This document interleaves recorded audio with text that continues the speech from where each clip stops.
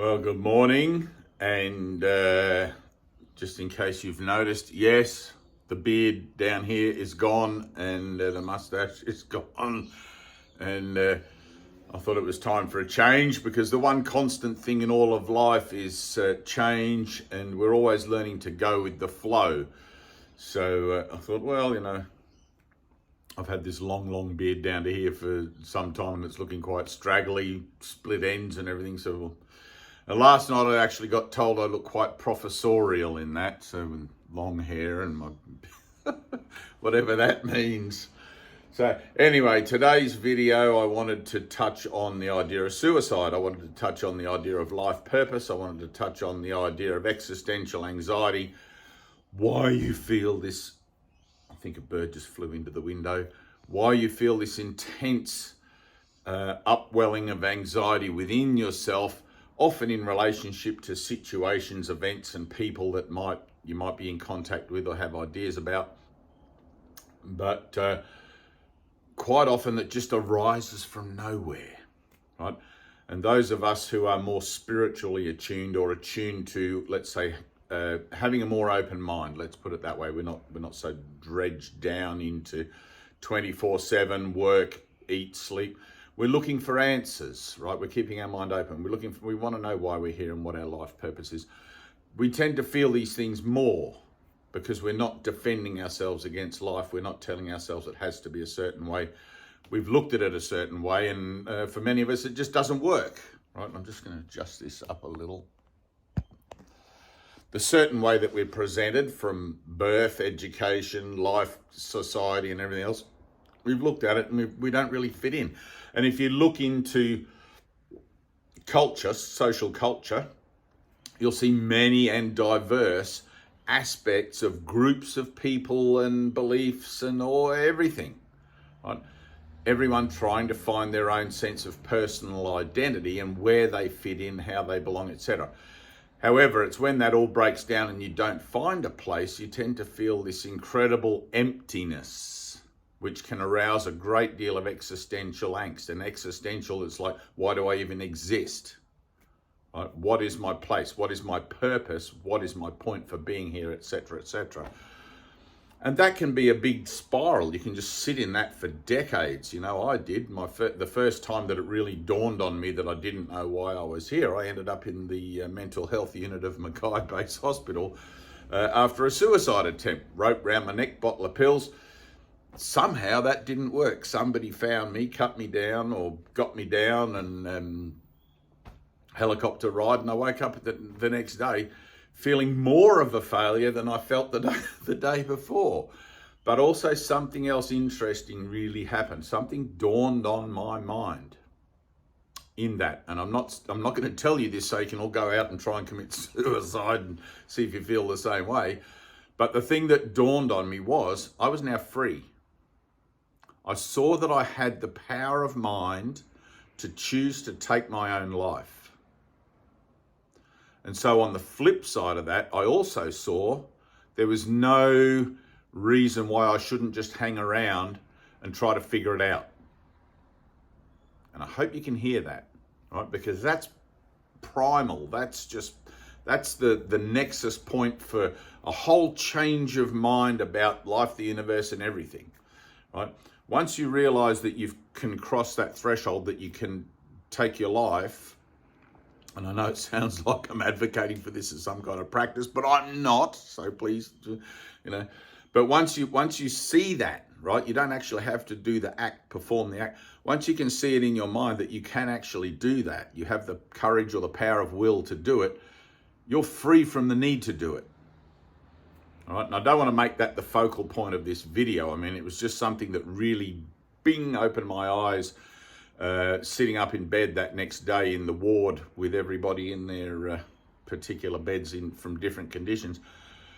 And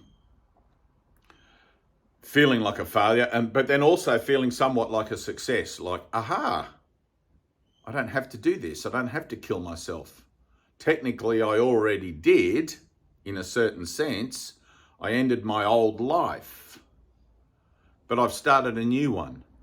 I've started a new life where I can be here and simply accept that, okay, I don't know my purpose. I don't know why I'm here. I don't know why I don't feel like I fit in, but I can find out. And for me, that was the beginning of a decade at least, probably about 12 years of self-assessment, self-reflection, introspective and external, and it paved the way for a bloody great roller coaster of experiences that led me through comparative religion, led me through pure spirituality, led me through all sorts of fringe element kind of ideas, involvements, practices, to the point where I found myself again at a threshold of suicide about 10 or 12 years later. But this time I didn't try. Through all those things that I discovered and all that roller coaster of experiences of looking at why, purpose, I discovered faith. Right? Now you might say, oh no, not faith. Is this about religion? Blah, blah, blah. Not really. It's not about religion at all. Faith is just faith. Just, you just trust the universe, right? Whether you want to call the universe God, whether you want to call it Allah, whether you want to call it Shiva or what, it doesn't matter, right? You can call it Tao, the way, it doesn't matter. It doesn't have to have a name. I'm calling it faith so we can talk about it as something that we can hopefully understand together. But that faith led me to a paramount experience, a spiritual experience that I won't get into here. I've talked about it in plenty of other things. It's not an out-of-body, near-death, whatever thing. It's beyond that. But it also led me to a curriculum of learning, initially through the 12-step program, because I'd developed a chronic alcoholic problem during that roller coaster period to try and manage what the hell I was getting into and running from. And ultimately it led me to A Course in Miracles, as well as a lot of other books on spirituality, self-help, psychology, somatic release, and all sorts of stuff like that. All sorts of stuff with lots of different productions of things that I've looked and read into by spiritual teachers from Gandhi to Maharshi to Zoroaster, the prophets of the Old Testament, the teachers of the New Testament, and all sorts of things. So my mind is absolutely chock-a-block with a single concept, a single idea that all of those things that I've looked at have brought to a central point of focus for my life, and that's faith. Right? Trust the universe. Now, as a person, let's say, who finds themselves in the world, they don't know why they're here, they don't know the meaning of life, it's not 42, although it might include 42, there tends to be this sort of trepidation. Everything seems to be new. It's like, what do I do here? What do I do there? And eventually you just kind of draw these conclusions like, I just want my life to be simple. I just want my life to be peaceful. I don't want all this drama. I don't want all that other stuff. Why can't it be like this? People, situations, and events constantly pressing upon you for your attention and your participation, that fundamentally, initially you might think that's great, parties and situations, social events, but eventually you get to the point where I'm tired of all this. I want something real. I'm tired of filling up this emptiness inside me with all of this temporary and transient happenings and occurrences that seems to go on all around me and to me, whether I like it or not. Right? And very simply, I can couch that as being weak-willed, weak-minded. Right? You haven't got the courage, the strength, or the tenacity to stand up and go, stop. Not this. Right? You're too easily influenced. And I remember, and I'm not saying be a hard ass, but I remember at school, it was constantly on my report card, too easily influenced by others, a distraction in class. I was one of them kids that would always flick things around the classroom and stick things to the roof and, like always in trouble. Just didn't want to be there. It didn't make, there was nobody ever sat me down and said, you're doing this because this has to happen and this and then that, like even my own parents, they just sent me off to school. No preamble, no nothing. But anyway, recovery, let's say from suicidal ideation and stuff like that, has to do with mind training, right? You have to train yourself. You have to be the one to take on board the good advice, okay? The new way of looking at things. Nobody's going to come up and do it for you. There's no quick fix. You have to start somewhere, and it all begins with purpose. All right, so this video, even though we're already 10 minutes into it, this video is going to be about the purpose of your life. And I'm going to give it to you from a spiritual perspective, which means a mental perspective, not like, Casper the Ghost, we're all spirit, nothing like that. I know it tends to have those connotations when I say the word spiritual. If I had some beads and an orange robe. But spirit is the Latin word derived from the Greek word psyche, right, which is mind, to think and to remember. All right, so we're dealing with mind training, spiritual training. It's the same thing. If you see these body, mind, and spirit festivals, they're talking about the same thing. It's really a body and spirit festival or a body and mind festival. There's not body, mind, and spirit. Mind and spirit are the same thing in different expressions, different languages. So we're starting with purpose, all right? Now, I'm going to present the perspective that you are going to be yourself no matter where you are, okay?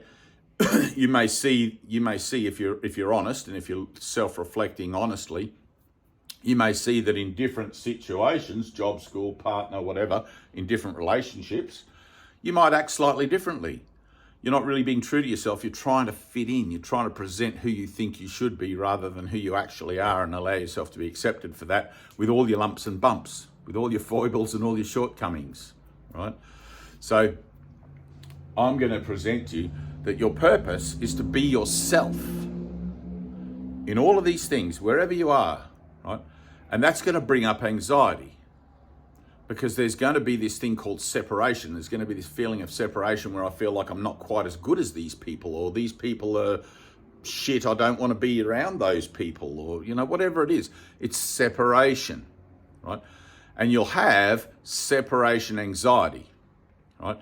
Now, ultimately, all separation anxiety is anxiety because of the idea of separation from God, separation from the whole, right? God is what everything is. It's not a man in the sky with a big beard and a staff and a robe. And you can look at it that way if you want to, but it won't be very helpful for long. So God is the whole. It's a Hebrew word. It means I am. Okay, so when we look at the idea that I want to be I am, I want to be my God self, my true self in all of these situations. I want to carry my I amness, into all of these situations and just be who I am without compromise, without fear, without self-doubt, without anything. I'm going to have faith that I can do that. All right? Now, faith is always tested. Otherwise, you wouldn't need it, right? What's the point? Why at all? What's the point of faith if you're 100% certain of yourself the whole time? The whole reason that you feel like committing suicide is because you're not 100% certain of yourself. And you have to admit that to yourself. It's like, oh shit, no, I don't. I don't know the meaning of life. It's not 42. Dave just told me it's not 42. God damn it, I was counting on it being 40. So, purpose. And we're going to look at this from a therapeutic point of view, from a healing point of view. I'm going to just assume, and I know that's, makes an ass out of a you and a me, blah, blah, whatever. But I'm just going to assume that you're watching this video because you need help on some level, right? You've asked for help. This video shows up and it's like, oh, here's this crazy guy, like talking about shit, right? So let's be purposeful. And I'll put that on the end there. Oops.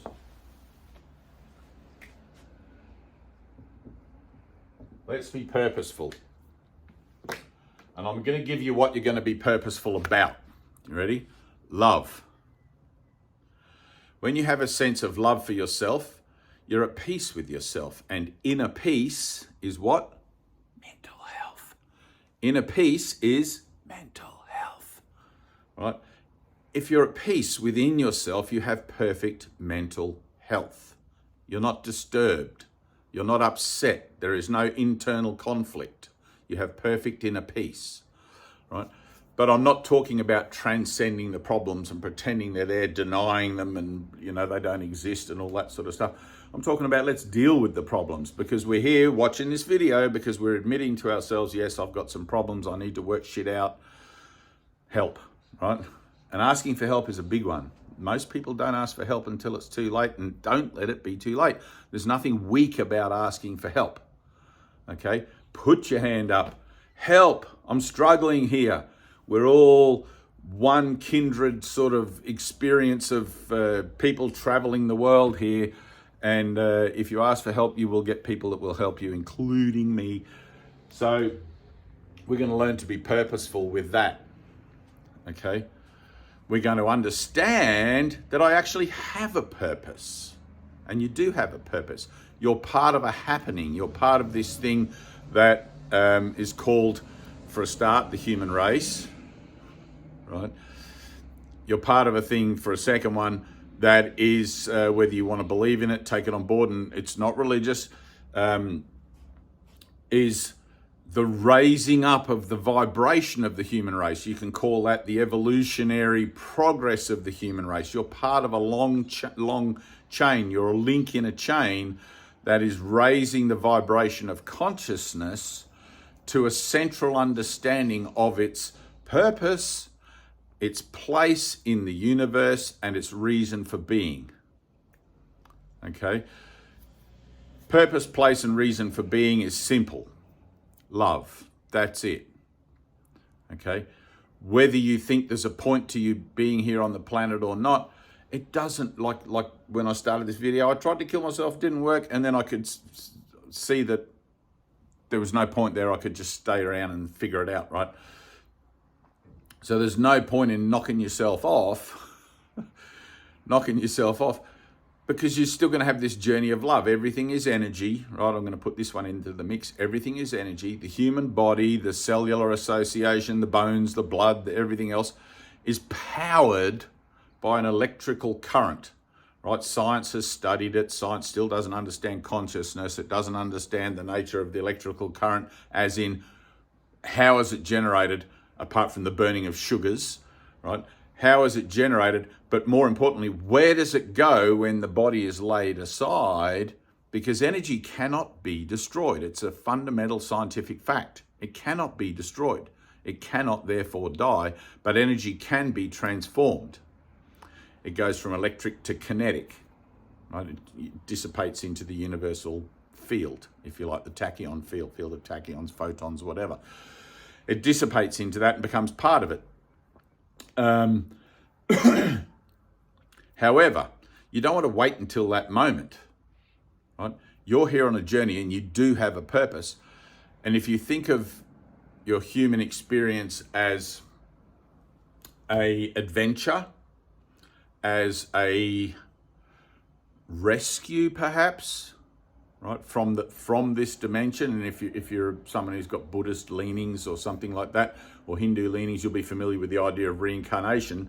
Energy cannot be destroyed. It just continues around in different forms. Right?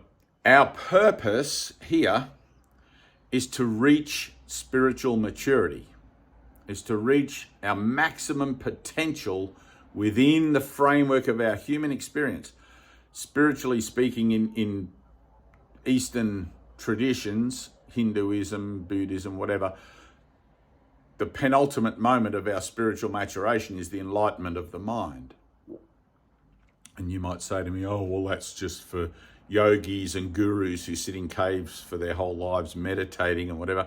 Well, no, it isn't. It's for everybody. But unless you learn about it, unless you actually understand what it is, rather than just taking the Kellogg's cornflakes kind of approach to understanding it, you're going to think that, because that's all the Western world presents to you, especially the Western world. It doesn't hold out any sort of, how is it relative to me if I work at a computer place, or how is it relative to me if I'm a car salesman? Right? It's relative because it's purposeful in all of these situations, right? Now, if we look at the idea of all of these situations, your job, going to school or education, whatever that tertiary, whatever, your partners, whatever, and all of these things are relationships. You're having a relationship at work, whatever, right? You're going to go through all of those situations as you do every day, same shit, different day, right? You're going to go through all of that stuff. You're going to get home and you're going to go, oh, what's the point of this? Why do I have to work and get money, pay taxes, and I end up with like $5 left in my hand? And Elon Musk, he's got shitloads of money. Why doesn't he just give everyone $100? There's many reasons for that, but anyway. But like, you'll have that perspective, right? And you'll go through all of these things for your whole life until the day you die. And, you know, not that you ever really die because you're eternal. I haven't got to that one yet, but maybe in another video. But you go through all of these things anyway. You can't avoid it. Even if you're unemployed, it's the same thing every day. I'm always unemployed. And personally, I'm unemployed. I'm looking for work. If anyone out there wants to employ me. So you're going through this stuff anyway. So let's go through it purposefully. I'll put a little. Let's do it purposefully. I hope that's a word. Now I'm saying it back to myself. It doesn't really. Purposefully? Purposeful? Yeah, it must be. Anyway. What am I going to do when I'm at my job? What am I going to do when I'm in my school, in my education, with my partner? I'm going to be purposeful for the reason that I'm in these things in the first place, right? Now, if my job is to love myself unconditionally, if my job is to accept myself as I am in my I amness and just be myself in every situation, I'm purposeful, mindful, if you want to call it mindful, you can, for anything in these situations that triggers me and forces me to put up a defense, or seems to be a reasonable perspective for putting up a defense and maintaining the idea of separation, me and them, rather than feeling completely comfortable and at peace within that situation in my I amness and just being at peace. All right, so I'm purposeful. I'm watching for anything that disturbs my peace of mind. All right, I'm going to keep my finger here. So I'm not only in these situations just to make money, learn things, whatever I'm doing there. I'm also there as part of my own personal development. I'm there as part of my own healing. Right? And if you think of personal development as an idea of healing, as an idea of remembering, I amness, it'll go a long way towards facilitating this becoming an easier thing for you to learn and integrate, rather than having it be like something else I've got to be responsible for. Well, yes, because you're responsible for your own life and its impact on others anyway, so you may as well be purposeful about it, mindful of it, and get the most out of it. Otherwise, what are you going to do? Just sit on a log and watch the world go by? I mean, there's nothing wrong with that, but, you know, it's not much of an adventure, is it? And I guarantee you that in the moment, in the here and the now, in this present moment where we're being mindful, it's all the adventure there is. Right? Well, not entirely all the adventure there is, but on the physical plane, it's all the adventure there is. If you want to take your own spirituality to a much further degree, you can get into the astral planes and other dimensions. You know, I don't want to get into that. I've had too many things like that. A lot of people who do drugs will tell you there's other things that goes on. We're just interested in stepping back from suicide in this video, just stepping back, taking a breath and realizing there's actually something we can do with regards to training our minds to help us become purposeful in these situations, to begin to make changes in our lives based on ideas about ourselves that we no longer find valuable. And they're always going to be defensive ideas. Stop, personal space, boundaries, blah, blah, blah, blah, blah. No, forget it. We don't need personal space. We don't need boundaries. We don't need any of that stuff. Obviously, don't be an idiot and put your hand on the hot plate. Hopefully, you've mastered that by now, right? But The idea that I would need to defend myself against a group of people, someone or something, by putting up a boundary and creating that separative division there is what the problem is, right? I'm maintaining separation. I no longer want separation. I'm telling myself I want to feel whole. I want to feel perfect and loved, and I want to feel just myself. Who cares what people think of me? Why should I worry what the world says, what people tell me I have to be, should be, can't be, whatever, you know? I just want peace. I just want happiness. I just want, and that's where you have to choose. I just want to be I am in every situation and bring myself to this point of perfecting my own state of inner peace so that I become in the world, but not of it. Right? In the world, but not of it. And when I say not of it, not of its ways, right? Because the ways of the world is judgment. This is better than that. You deserve this, not that, right? The ways of spirituality, the ways of healing, the ways of learning to go with the flow, learning to let go and let God, the ways of all these sorts of things where you find peace, because peace has to become the priority of mindfulness, right? Is to stop listening to the world for a second, right?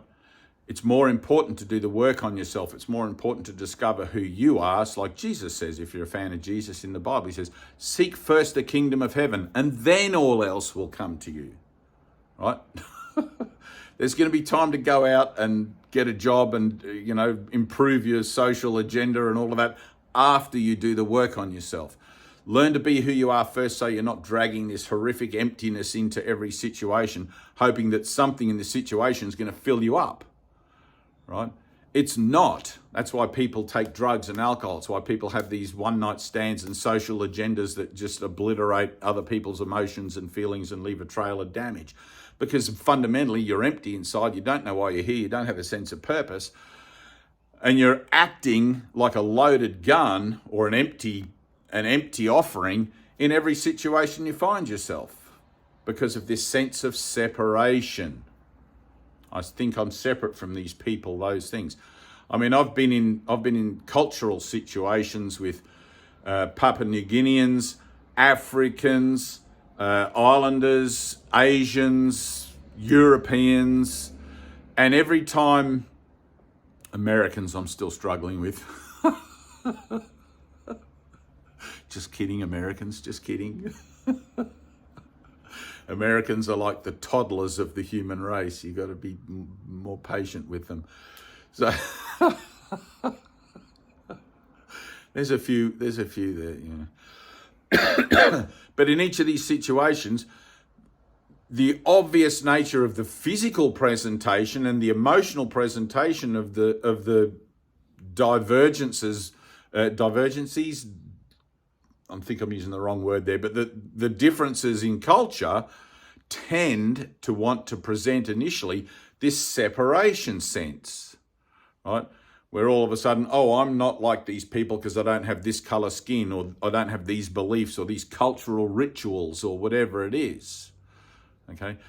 And the mind, the talky mind, begins to work on developing a rhetoric to maintain that separation and verify it. And it takes great mind training to say, hang on a minute, let me let go of all that shit. Let me just drop all of that crap and just meet these people, my I am to your I am, including Americans. It's a beautiful thing. It's a beautiful journey, right? But you have to learn to do it. And so you're in this constant process of releasing or forgiving or letting go of all of those ideas in your mind and stepping into that space that separation seems to present in faith. It's like, oh, I'm just going to trust that I'm going to be accepted here. I'm just going to trust, even though I feel nervous, even though I feel like this is all out of I'm a fish out of water. It's a whole new thing. I don't know these people, this culture, this whatever. At some point, everyone who ever made a change in their life had to cross this threshold, this line in the sand, as a decision to do so in their mind and actually take that first step, right? And you're going to find that you're going to have to do that even in the things you think you're familiar with and aware of as your familiar everyday surroundings and 24/7 life. Right?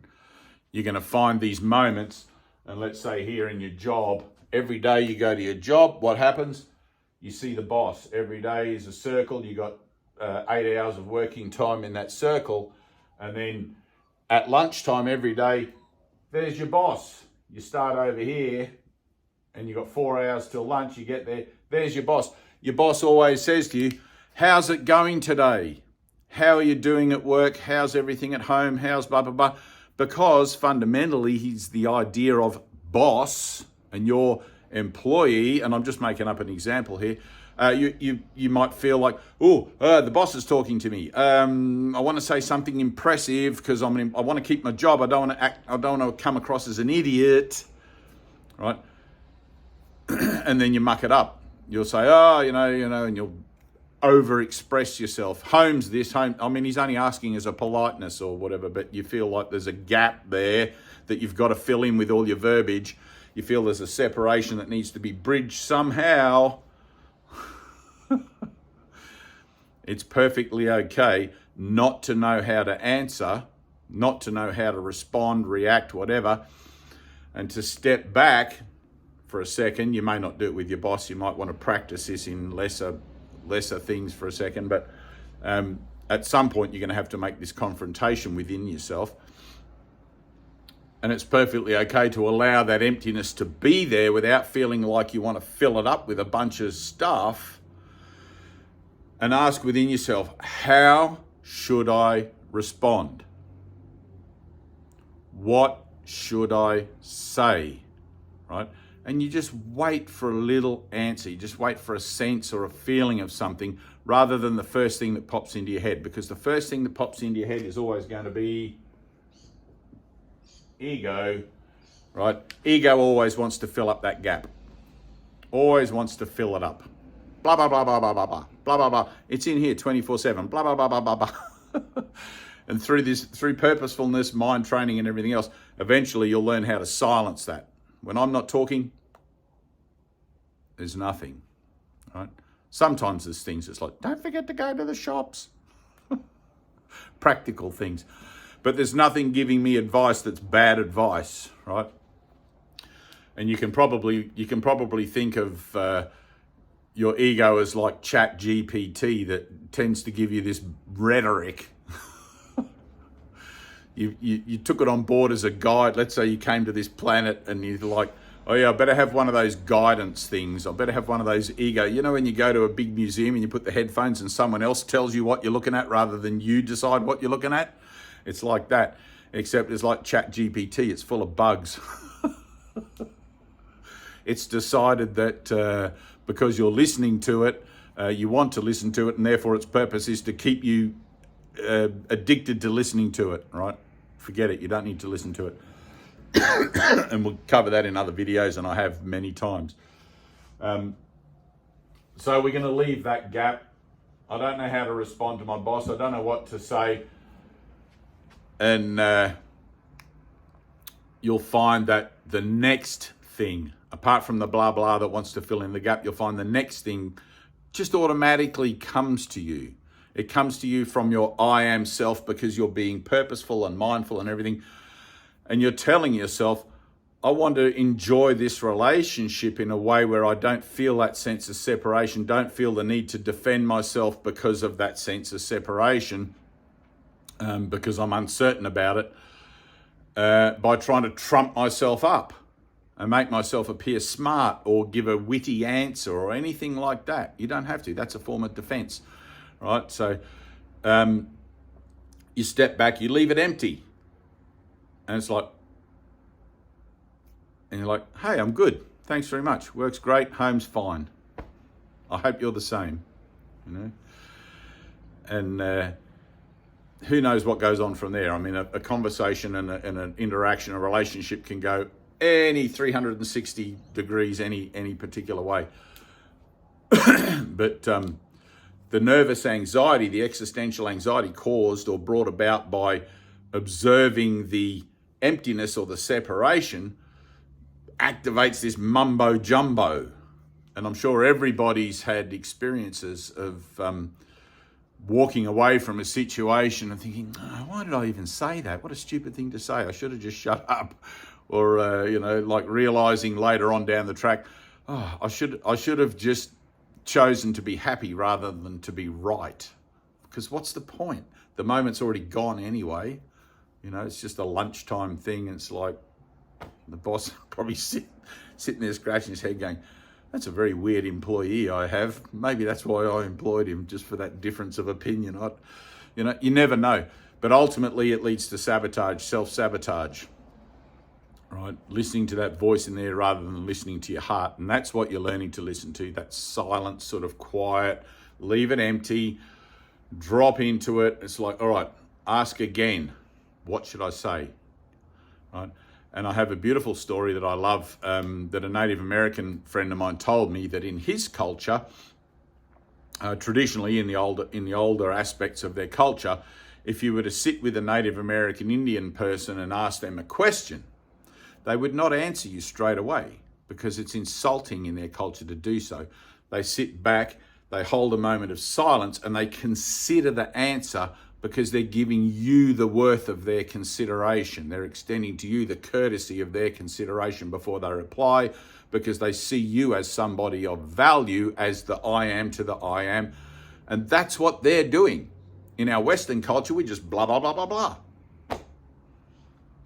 So there's nothing wrong with leaving a little moment, a little pause, a little silence, and considering your answer, feeling your answer, right? But it all comes back to being purposeful, right? What is my purpose? And you have to carry that as a mental awareness. You have to train yourself, which is why mind training is so important. Train yourself to be purposeful in your job, in your school, in your relationships, right? And everybody knows that every cycle you have, going to school, same thing every day, you've got a test coming. The test, am I good enough for the test? There's that sense of separation again. It's like, it doesn't matter whether you pass or fail the test. Right? All that matters in life is that you are happy, that you be yourself. If you are naturally inclined towards an interest in what you're being tested on, you'll probably do better than somebody who's not interested in it at all. Your expertise in life may not lie within the framework of the academic fields of interest. You might be more mechanical or engineering oriented. You might be more medical oriented. You might be more whatever. And I mean, primary school and high school, let's say, or first and secondary school, are just these very, very and I was just having a conversation with my daughter last night about this exact thing. They're just very basic sort of groundings in aspects of cultural and social and economic awareness, so that you can begin to understand what's on offer once you leave those gates of learning, and in what direction you might head. A lot of people head for tertiary. Oh, I really liked what we talked about there. I'm going to go and study that more. Or none of that's for me. I'm going to go to TAFE or another kind of learning and do something else. Or I'm just going to get a job. I just want to work at Macca's, whatever. There's no right, there's no wrong, there's no better, there's no worse. And you have to kind of get over the idea that money and possessions are a symbol of success, because they're not. I know many people who have a lot of money, lots of possessions, lots of success as the world deems it, and they're empty inside. They're going from one thing to another, spending their money on this, traveling the world, here, because they're empty. They're looking for that fulfillment. They just haven't realized they're looking for it yet. It's not their time, right? If you've tried suicide, if you're thinking about it, if your mind's completely obsessed with it and all that sort of stuff, or even if it just tends to show up in the fringes, pardon me, I'm going to sneeze here. That was a good one. If you're feeling that way, then you need to really look at it. It's like, all right, all of this other stuff that people say fulfills them, it brings me anxiety to feel like I've got to chase after that. It brings me anxiety, and it's not those things that bring you anxiety. Those things are just catalysts for showing you that you have existential anxiety, because all anxiety is existential, showing up in references to things that are catalyzed outside of you. But the idea then that seek ye first the kingdom of heaven, the I am, know thyself, and then everything will be fine, it'll flow, right? That's where you need to be looking at, right? As an idea of life direction, let's say. Do your mind training, do your healing, get your practices, your mental practices on par, and then you can take those things with you into all these different aspects of life, make as much money as you want, whether you have a lot of money or no money. It's not going to be any different to you. It doesn't make any difference whether you've got heaps of money or no money, and you won't care. You could have $1 million in the bank or $1 in the bank, and you'll be just as happy, because your happiness doesn't come from having those things or not having those things. It's not determined by that. It comes from your sense of self, your own inner peace, and your connection with the universe and the particular relationships that are your learning curriculum classroom within the framework of the universe that you're experiencing. That's about as spiritual as I can make it, man. All right, I hope you liked that. Purpose. My purpose is healing. My purpose is forgiveness. Basically, I'm going to forgive myself for all these things. I'm just going to get over it, or you adopt this kind of whatever Trevor attitude to life, not in a fobbing it off way, but in a way where you look at it and you're like, all right, I can do the work here, whatever. I'll do it. Let me do it, right? So, and in faith, you take a step forward. It's like, all right, I'm going to say yes to forgiveness. I'm going to say yes to letting go. I'm going to say yes to wanting to just be myself in this situation and let something else happen by not filling in the gap with my rhetoric, with my blah, blah, blah, but by listening to my heart. Okay? Something else will happen. You'll probably say yes to life. Right? It's all part of a journey, man. It's all part of a divine journey from God to God, right? The idea of separation in the whole picture is I feel like I'm separate from God here on earth. Is there a God? What is God? Does God really exist? Well, God's what you are. God's just that Hebrew word. Remember, it means I am. And you're here for your 50, 80, 100 years, whatever it is, and then you go on in the next cycle, perfecting that until you reach enlightenment. Remember, Buddhism, Hinduism, until you reach enlightenment. You don't have the cellular DNA coding because of enlightenment to come back and manifest another physical form. And you go on in the journey of the soul in a higher dimension as you make your way back to the formless state of eternal love. Isn't it nice to think that you are love, that that's what you actually are? I know people think that we're made of stardust or starlight because iron in our blood can only be, apparently scientifically proven, only be formed in the explosion of a star. We're full of iron in our blood, which comes from the explosion of a star. We are literally stardust. It's kind of almost like a fantasy, mystical sort of thing when you think about it. And in the medical side of it, when you look at it medically and scientifically, it's like, what are the chances of that?